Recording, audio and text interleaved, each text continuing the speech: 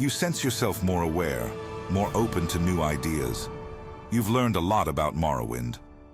It's hard to believe how ignorant you were. But now you have so much more to learn. This is one of the messages displayed during the level up screen. Even here, the designers made the effort to tie in a gameplay mechanic with the greater world. But reading a message is not as exciting as picking a perk or unlocking an ability. Yet in my opinion, Morrowind has the best progression in the series. It's a simple matter, really. Hamster on a wheel chasing bigger numbers.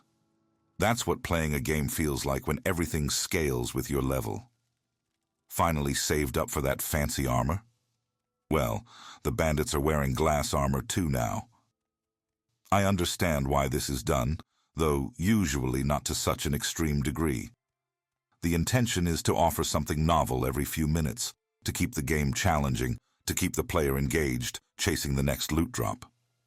But Morrowind has no need for such gamey mechanics, because it has an engrossing world that keeps players coming back. With no level scaling, the difference between a new character and, let's say, a seasoned one is impossible not to notice. The latter will move faster, hit without missing, and be recognized by the locals for the reputation that was built. Enemies that were problematic before go down in a single hit. And amazingly, that's not boring. It feels justly earned by all the effort you put in earlier. This brings up an interesting question. Is the grind necessary to create a feeling of progression? Let's examine the leveling system. The character statistics are divided into two categories, skills and attributes.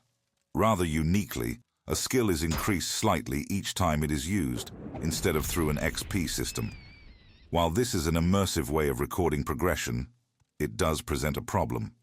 Some skills, such as enchanting, are simply too difficult to increase through pure gameplay. The designers appear to have been fully aware of this issue and included a solution that perfectly fits with the world: trainers. I think the value that trainers bring to the world is greatly overlooked. NPCs are no longer just conversation partners or quest dispensers. They offer a way to skip the tedium. But since only a few offer the service, finding the right trainer can become a quest of its own, with the locals suggesting names and locations. And since the cost of training is based on the trainer's disposition, and many are aligned with a faction, the player naturally ends up enmeshed in local politics, making friends and enemies along the way.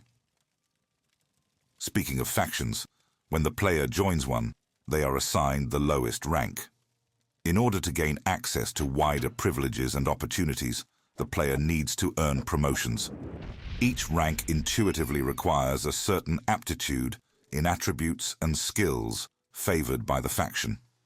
This makes progression feel natural and earned, avoiding the drawbacks of content being gated behind a player-level threshold, an arbitrary number with no meaning in the world, or promotions being so freely available that the player feels their skills do not justify their position. Although it's little more than text on a screen, earning a new title and being addressed by it by NPCs provides a satisfying sense of accomplishment. Moreover, the unique hierarchy of each faction enriches the game world, adding depth and variety to the player's experience. There is another important benefit that trainers bring to the game: taking your money. If a game does not contain survival mechanics, gold usually ends up serving the singular purpose of purchasing outrageously expensive high-level gear. So trainers enhance the experience by allowing you to skip the tedium of leveling a skill and providing an additional way to spend your gold. Combined with travel costs and item degradation, Morrowind forces low-level characters to count every drake. And when you finally reach the point when your wealth is beyond measure, it is a gratifying experience. There is one more point about trainers that I must make. Something that is unique to Morrowind and perplexingly was changed in subsequent games.